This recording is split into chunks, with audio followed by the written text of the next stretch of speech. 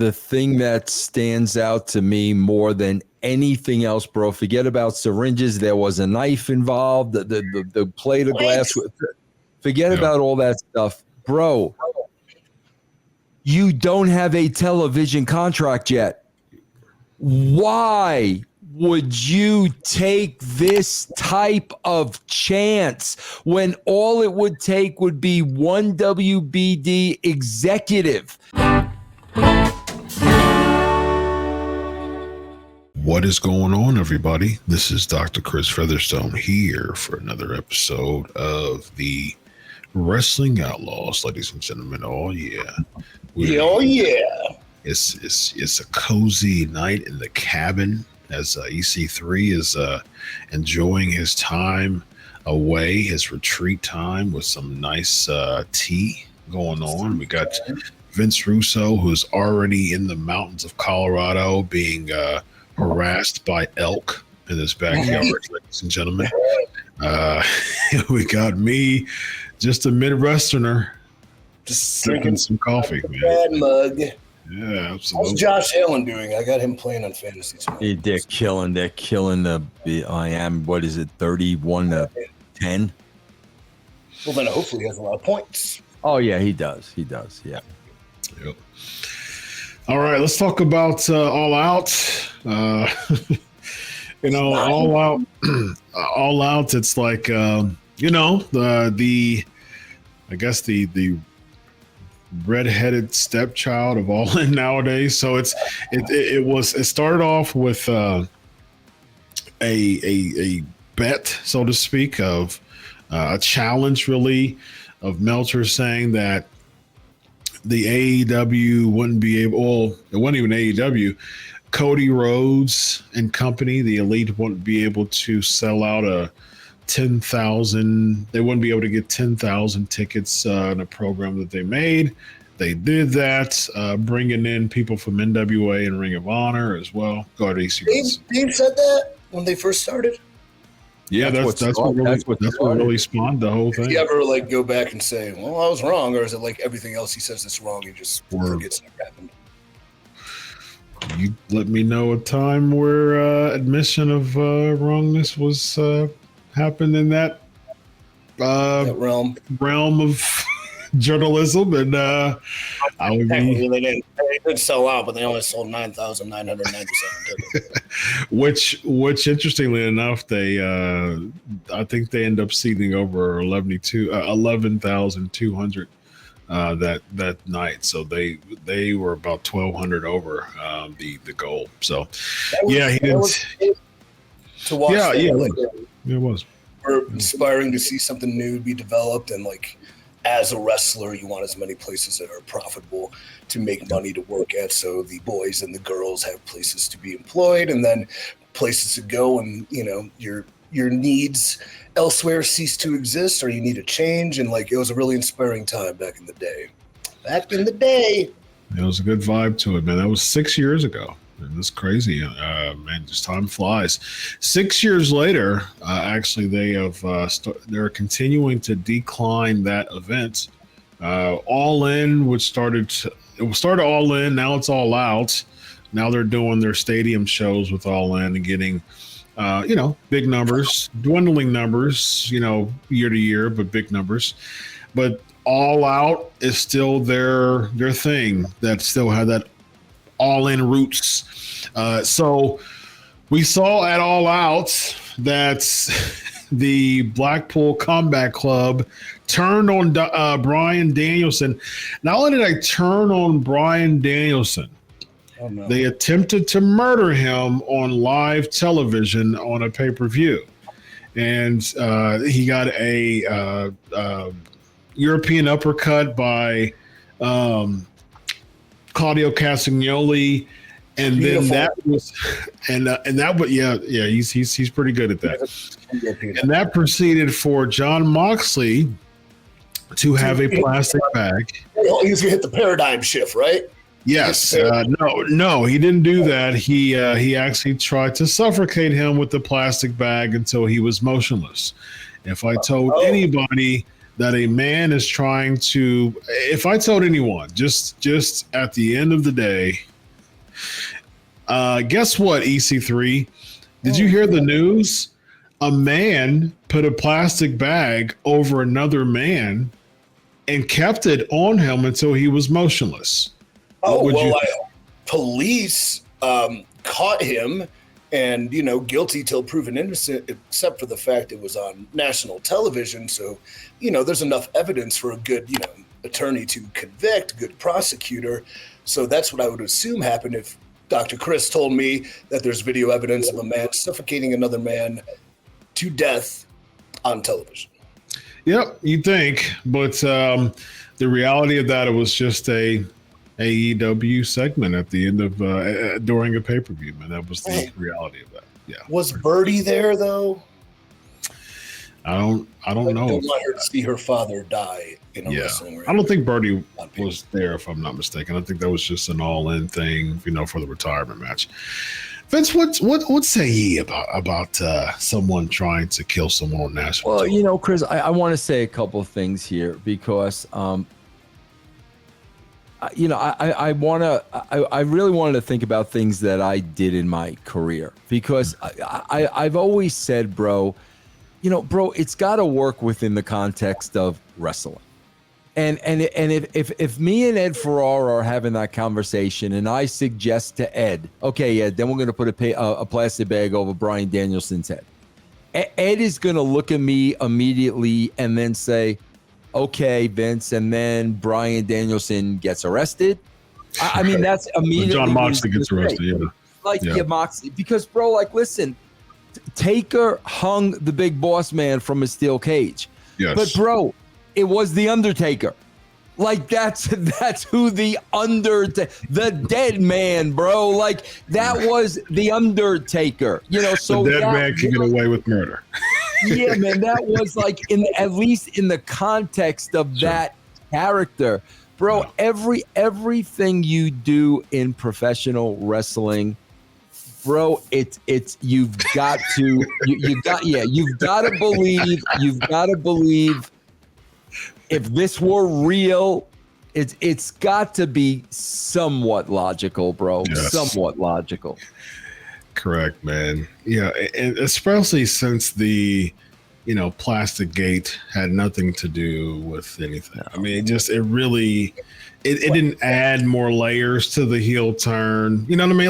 Okay, he turned heel. You know what I mean? And that's my issue. Psychology, bringing psychology into this. That's my issue with so much of pro wrestling. There's a constant mandate to make things more and more and more bigger and wanting to one up the most dastardly biggest thing. The KISS method that doesn't exist in pro wrestling in so many ways, man. That was the thing that brought it to the dance. You know what I mean? What's that, East? It should. It should. Yes.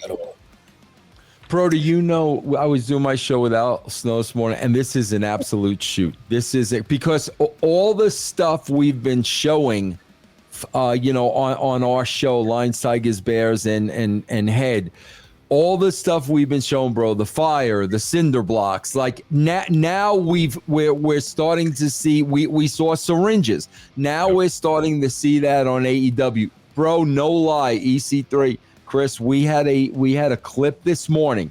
No lie. I could not believe I was seeing this. Bro, a guy took a drill and drilled it straight through the guy's skin. Oh, come on. Chris, I swear. I had to make Jeff play it back 3 times. A drill bit right through his cheek. And I'm like, bro, what's next, bro? Seriously, man. And now all of that stuff is bleeding over to AEW. Oh, yeah. Yeah. Oh, man. I mean, what are we doing here? Really? There is a line.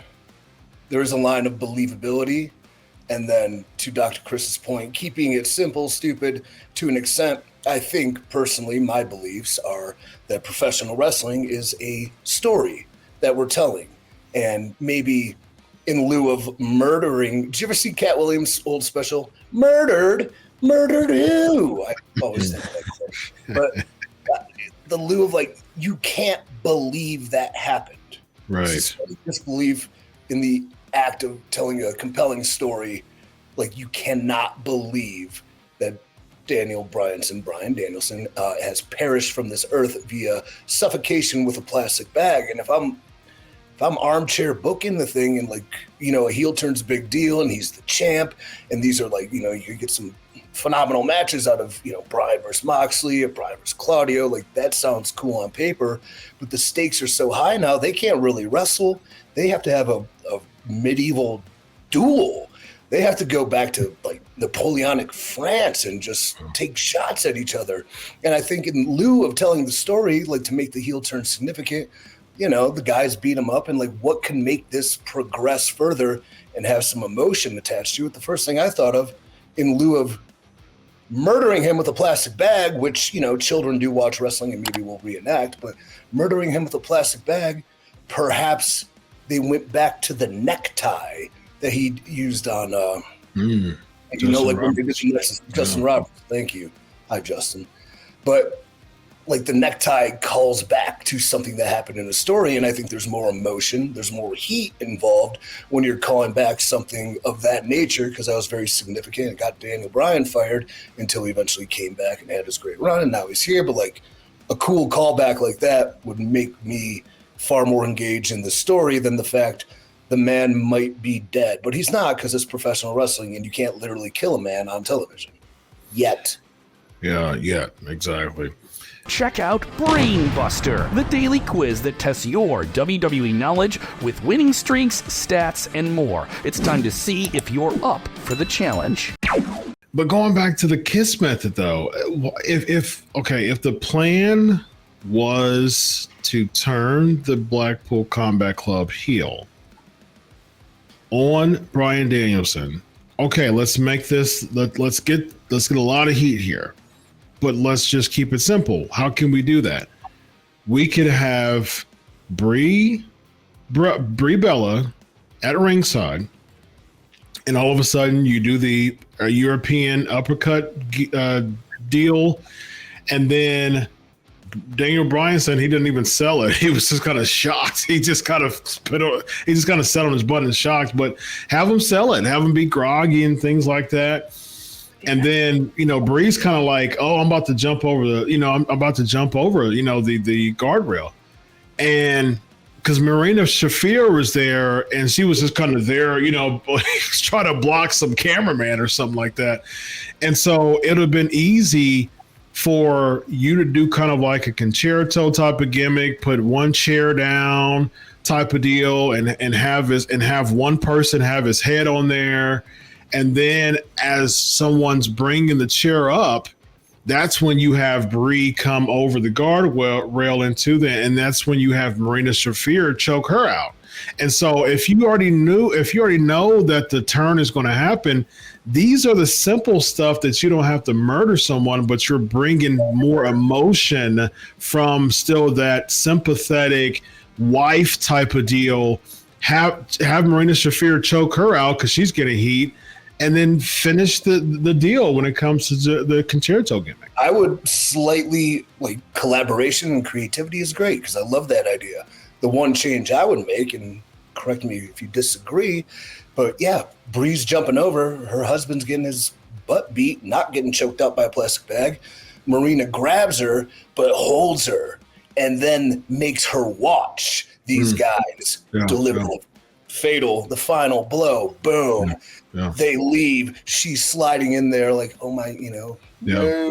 Like that sounds cool to me. Yeah. That brings much more emotion into this moment, this heel turn, and said, oh, you know what, we're going to turn heel like no one's ever turned heel before. We're going to murder them. That's what we're going to do. I just said, like, what's next? I mean, again, man, this dopamine, this very unhealthy dopamine kick that the pro wrestling universe has created for their fans. It's not healthy. It's addictive. It's like being addicted to opioids, man. It's just that new next high that's insatiable, and it's never going to be curbed. Never going to be curbed. It's like, I actually wrote about this and I never put it anywhere, but I compared to some of these things they were doing. Like, it's like porn, where after a while you just have to escalate into, if you're consistent with it, horrible lifestyle, horrible, like what it's doing to people and how it's corrupting their minds. We can talk about all day, but at the end, like how you have to continually escalate it till like your search history would damn near get you incarcerated because it's so strange and weird, but you just can't get by with, some good old fashioned reverse cowgirl, dare I say. There you go. But man, you know what? Like Claudio, Bryan, Moxley are the three of the best wrestlers in the world too, and they have very smart minds. So if they wanted to call an audible or say this is a little too much, it's too unbelievable, I think they could have, because Tony would probably do anything they would say. So yeah. Exactly.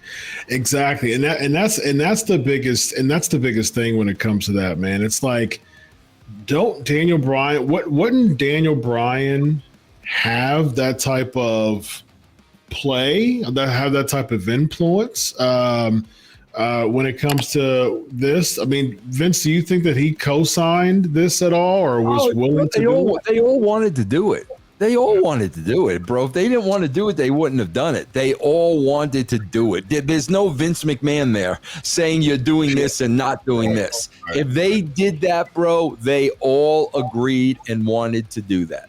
Yeah. And if they really felt the compelling urge to die on the hill, Tony wouldn't let him go. Like, he would succumb to, like, he would heed to them. He would yield. Yeah. He would be vetoed. So, I mean, I don't know. What I'm really curious about, like, what's up with the syringe? Oh, Lord. What? There's are they going to the locker room? Well, there's not a lot of bodyguards here, but, they're just filming the backstage.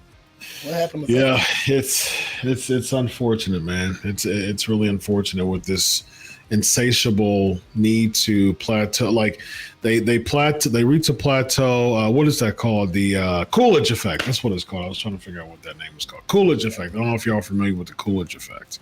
So the Coolidge effect, it was named after President Coolidge's wife, actually, where I think it was animals. It was some animals, and basically the point of the Coolidge effect is that people tend to plateau very quickly, and they want to reach a different plateau. So basically, like, they have to go to the next plateau, and then the next plateau, and then the next plateau.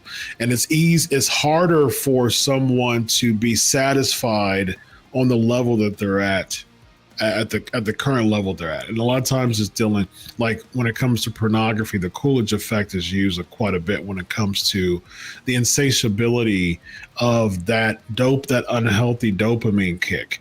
So when the Coolidge effect happens, you can also apply it to just dopamine kicks, period, when it comes to insatiability and the need to reach a plateau. It being difficult to receive arousal from something because it's basically flattened. So it's plateaued quickly, and now you have to do something else a lot more stimulating, and a lot of times to actually reach another plateau. And we see that within the pro wrestling community. We see that plateau, there's little arousal here, so now we gotta go here, and that plateaus, and now we got to go here, and that plateaus, and now we're ending in people attempting to murder for that shock value. But let me ask you, is that a fan base crying out for it, or is that something they did? Because I don't see a lot of wrestling fans demanding more murders via asphyxiation, No. It's like did we come to a pro wrestling show or are we in a Saw movie? I think it's both and. I think it's a fan base who's created an insatiability to want blood, violence, gore, that type of Schadenfreude. I don't know if I've broken that term down here. It's basically a German term that psychologists use to describe it's actually German. It's two words. Schadenfreude is harm, joy. And so basically people take pleasure or joy in witnessing the harm of others. For instance, when someone, say for instance, if there was like a big knockdown, drag out, bloody fight 20 years ago, someone would call the police.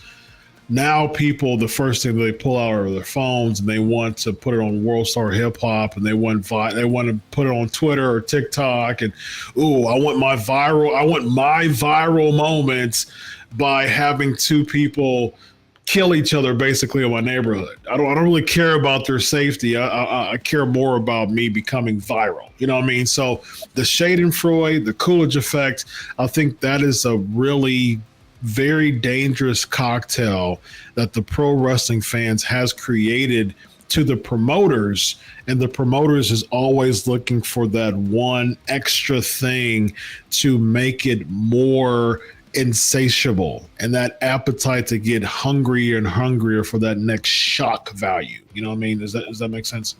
Yeah, I don't know. Maybe like it's a very, very small niche. I don't think even that the smarter fan base, dare I say, is clamoring for plastic bag suffocation. Like, I can't see the point of escalating violence and more extreme spots and stunts and flipping off things. I can see that, but the fact we're choking a guy with a plastic bag, I don't know if that's a clamoring. No, they're not looking for that, but they are looking for Darby Allin to do a senton on a sheet of glass, unprotected, to the fact that his back is just marred and scarred with blood. You know what I mean? That he has to take time off. That's the type of stuff that is creating that very unhealthy dopamine kick. What do you think, Vince? I don't know, bro. I don't know, because the thing that stands out to me more than anything else, bro, forget about syringes. There was a knife involved, the plate of glass. Forget about all that stuff, bro. You don't have a television contract yet. Why would you take this type of chance when all it would take would be one WBD executive? Yes. You know they all know what happened. They're online, they're on the internet. They know what happened. All it takes is one of them to say, do we really want to be in business with this company? That's the part I don't get, Chris. The timing of this, I think you got to be out of your mind to take a chance like that. Yeah. I mean, especially when ECW, couldn't make it big because of that. That's the reason why GCW is not going to have a national contract. That's the reason why CZW never had a national contract. You know what I mean? So to your point, there's standards and practices. There's television audience that's conducive to this. This is a prime time show. You know what I mean? So how in the world can you endorse attempted murder for a prime time slot? Your thoughts on that, East? Yeah, I got two things. One thing would be back in the day when we have the old timers, the veterans critiquing our matches or how the business has evolved with more dangerous moves and spots and stuff of that nature. Even like Arn would say something, well, hell, you're going to need a shotgun to beat him. That didn't beat him. And now maybe not a shotgun, but a plastic bag, a knife, a syringe, perhaps a cinder block. Those would all be applicable. And then I guess comment below, what is worse for the professional wrestling, portrayal to the mainstream? Is it the murderous weapons, like a game of Clue on steroids? Or is it the sinister minister having a little fake booger sugar with a couple of babes on a weird Halloween show? Comment below. What's actually worse?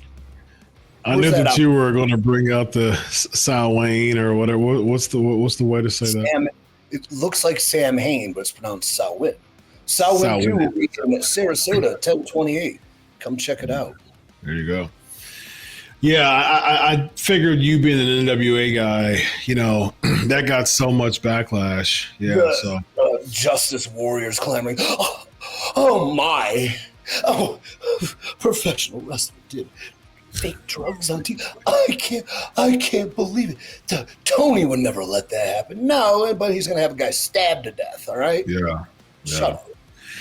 Now, even with that, East, do you think that was a good call as far as the Sal win? No, that was stupid. Yeah, I agree. You should do real blood. Yes, on national television. Yes, let's just hey CW or whoever, we got something for you.